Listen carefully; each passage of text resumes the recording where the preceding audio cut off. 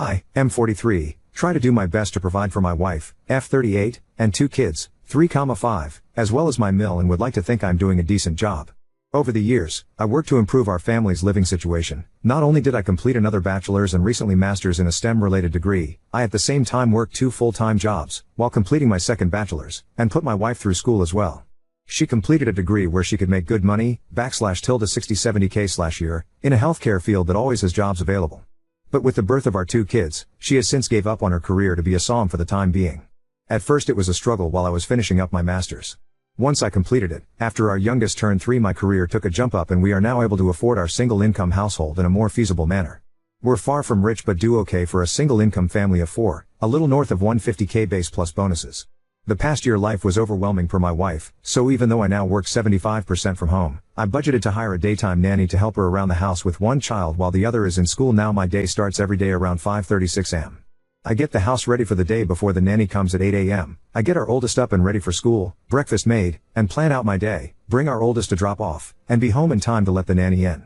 My most recent task at work has me grounded for the next 2 months, meaning I am now 100% WFH. While this is nice, I am busy in meetings all day as my role manages teams on a global scale as I oversee projects for my industry. For the past 12 months, I realized my wife, as much as she says her life is stressful at home, starts at 10 am. I asked my mill and nanny if this was always the case after a week or so of WFH, and they both responded or less. Sometimes earlier, sometimes later. My wife literally wakes up and cooks and then scrolls through her phone or shops from home. Which brings me to my gripe. I am glad I am able to provide her that sort of life since we both grew up lacking in means. I get the possibility of postpartum depression, the stress of having kids, the feeling of being unfulfilled, the fact that I probably am a shitty husband. But for what it's worth, everything is taken care of and then some.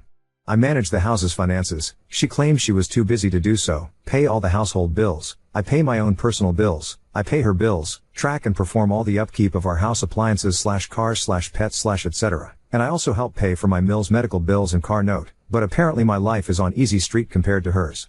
I can't decompress to her because it seems like she always feels the need to one-up me. I had a bad day. But she had it worse cause I'm lucky I got to go away and work. My feet hurt from walking all day during work travel, which is nothing compared to her standing and cooking with a child clinging to her. For the past 2 or so years, I've been told I ruined her life, her opportunities, etc. But when I reminded her of what she says, she denies and dodges accountability. My mill has brought me aside and stated she's noticed a change in both myself and my wife. I have a greater attachment to my kids and hell, I've hugged the dogs and talked to them more about my life than to my wife. I honestly feel like I am in emotional survival mode as I'm 1 step from moving up the career ladder and 1 step away from finding love and comfort from the bottom of a whiskey bottle. I'm sure I'll be hearing from the manly men of Reddit about how I'm simping. But I'm not a machine. I just want to know and feel that someone I prioritize aside from my kids appreciates and loves me for what I do. I'm sure I'll hear from the stay-at-home moms of Reddit. Which is fine. I grew up in a single parent/mother household. It's not easy. And honestly, with the help of her mother and a nanny Monday to Friday, for one toddler while another child is at school. Can you honestly tell me she's having the typical SOM experience? Update 1. Never cheated. I do work in an industry that has a large female population, but I'm literally an open book with work, name colleagues and staff under me. She has access to my work agendas and correspondence if she really wanted to snoop, but on that note she still doesn't know what exactly I do for a living at this time. 2. We as whole family, her parents and mine, have tried to get her to go to therapy but she refuses or skirts around the issue. 3. Aside from my coming from a single mother household my biological dad was present in my life. She has had both parents in a reportedly monogamous marriage for over 40 years. 4. I have tried to talk to her about everything and my own feelings, but again, one-upmanship tends to be the trend here. 5. What I am getting out of the marriage was asked. Now, aside from my 2 beautiful kids, I've been asking myself that same question. We have a near non-existent sex life mainly since last year. I always figured maybe it's part of depression or whatever she may be going through. Maybe I'm just not attractive enough or just horrible in bed because of my health conditions. I'm not some supermodel husband, but temptation and opportunity does knock and I can perform still, but I never give in, because as cliche as it sounds, I honestly do love my wife and want to only be with her. 6. I'll give credit where credit is due, as I don't want to sound biased. When I say she wakes up and cooks, she cooks for everyone in the house. Myself, kids, mill, and even nanny. Aside from breakfast, she cooks all meals and snacks. I typically fast until lunchtime and our oldest tends to eat a small simple breakfast in case they don't like what school serves that morning. She does load both the kids and her laundry. But seldom folds and puts them up. I typically do my own, and the rest of my clothes I dry clean because they're work clothes. She does keep track of our pantry and fridge? But after she makes the list, I'm the one who goes out and buys everything if not delivered. She does clean our bathrooms and house 50% of the time, the other 50 is done by either Mill or myself or sometime Nanny if she feels like being extra helpful. 7. Prior to Nanny, my Mill was the main help for my wife up until she had unexpected medical needs.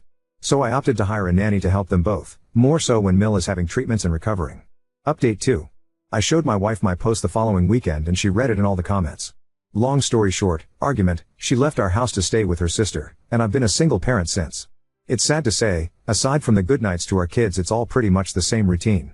Nothing much else to say other than thank you for all the kind words of encouragement. It feels depressingly sad that I feel that I have to turn to random internet strangers for some sort of validation in my rant. My apologies in advance as I try to keep this as vague as possible. Update 3. Post-birth, our kids' pediatrician's office gave my wife those postpartum depression screening forms, and during the time of both she scored pretty high and was suggested to see a therapist. With our second child she scored significantly higher, and I should say I made an effort to get her the help she needs. She refused, so entered mother-in-law and nanny for support. I know what people will say/think, but this is one of the reasons I am not 100% ready to just give up and file our life together away. Also, I know silently suffering in the near and long run of our kids' future will not add to a healthy atmosphere, but neither would a bitter and hate-filled divorce. I know some have compared it to the ripping off a bandage, saying it'll hurt at first but that pain goes away, but I'd rather try to spare my kids thinking that their parents ended up hating each other because of them or something along those lines. I've told a few PPL I talked to in DM since my last post, a little more insight on my personal life. Prior to my promotion I was a PM managing teams and budgets, so out of habit I planned for a lot of what ifs. That being said, I made a number of contingency plans if sadly things went south. So, yes, I have talked to a lawyer, 3 actually. Know our rights and what each of us are entitled to. Have a draft settlement created and on hold until I feel I need to use it. I know what I want and am willing to offer more than what is fair for our kids' well-being, but also have a plan if we end up going to court. It's 100% on me that I'm suffering in silence, but I'm too stubborn to just give up, so while I am venting, I don't expect anyone to feel sorry for me. I endure it to keep the norm our kids know, ensure my Mill's treatments go uninterrupted, and of course the hope my wife would finally be open to give therapy a shot and climb together to a better place. Thank you all again. I just wanted to update those who have been kind enough to check up via DM and comments. Apologies in advance for the lengthy post. It's a bit of irony and coincidence that I made a follow-up from the update on 06 May 2024 I made on my original post during Men's Mental Health Awareness Month, but I could really use another outlet outside of my therapist. My apologies if this isn't the storybook ending/destroying of a relationship people were hoping for. To save you a read. Wife left. Came back like nothing happened. She made it about her. Nothing's changed. I'm continuing to be suffering mentally knowing nothing will change while trying to keep it together for our kids. Lots of takeout. The day after she packed up and left, my wife attempted to come back and take the kids with her to her sister's.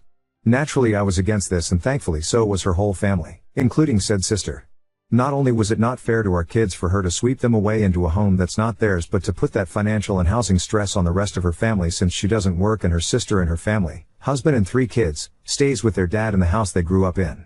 After a little over a week of being away, I guess she cooled off, so she just decided that it would be fine if she walked in the door with her bags as if she just came back from Target. She came into my office while I was working and angrily stared at me while I sat on a conference call meeting with my team, and I couldn't just jump off as this is a busy time of the quarter for us. I guess that didn't sit well with her because once I took off my headset and closed my laptop she started yelling at me about how much I really don't care about her and her well-being overall. At that moment I couldn't do anything more than look at her and just shake my head. Mother-in-law came in after hearing my wife yelling and pulled her away, telling her to not bother me, while our nanny kept our youngest away from it all on the other side of the house. That night after the kids were put to bed, I sat in my office by myself with a drink as I've been doing for the past nights, and my wife came in. We talked. We argued. We cried. We drank. One thing led to another and we were in bed. I wish I could say that was our making up, but the next sobering morning as we laid there, she went on about how hard it was for her the time she was gone. Literally. It was about her struggles staying at her family house in her old room with her dad and sister's family. How lucky I am to be able to stay here and do this and that and buy this or do that and not stress as much as they did. How easy my and everyone else's in our family lives are compared to hers, even though we had similar upbringings. My mind and heart broke that morning. I've been spiraling down since then, and this last week I made another attempt to reconcile and talk things out, but I was met with a shouting match while trying to express my current stress and anxieties with life and work in general. Wife, well, do you know how hard this is all for me? You're supposed to help me be happy. So when it comes to my happiness, stress, needs, and overall well-being. Me get over it, right? Wife, we all have our own problems, you need to figure it out and get over them. I don't know who the woman I am at home with is, but that wasn't the woman I married and vowed to spend my life with and raise our kids together. Since that conversation, I've been noticeably distant with her. I've been sleeping in my office or on the couch or with my kids in their bed after putting either one of them to sleep. Still doesn't change her starting her day at 10 a.m. and sitting on her phone talking to her mom groups between cooking meals with the kids in both mother-in-law and nanny's care. Nothing has changed, and I doubt that anything will change. Sadly, I think even if we got a divorce, nothing would change or feel different anyway, since during my wife's leaving the days seemed like any other day except with a little more takeout than usual. My main fear there isn't that I wouldn't just lose my wife, I'd lose my kids in the process. So I guess it's sad to say the grand finale to my story with, like a lot of men and some women I've talked to here, I'll just continue to smile and suffer in silence. Edit, now deleted comment history found by a commenter. From his comment history, I've been struggling with Ed in my later 30s early 40s, for a while I thought I had low testosterone or it was due to my health. I got healthier, lost the weight, lowered my blood pressure, got off the meds, and when that didn't work I got consultations from a few urologists and endocrinologists. I did test for low T. So I got on hormone therapy. It somewhat worked. But a few of the urologists highly suspect I have a penile venous leak. After talking to quite a number of experts in the field and looking for alternatives, I actually found a combination of both medication, Trimix, and device that honestly made me harder than in my 20s early 30s.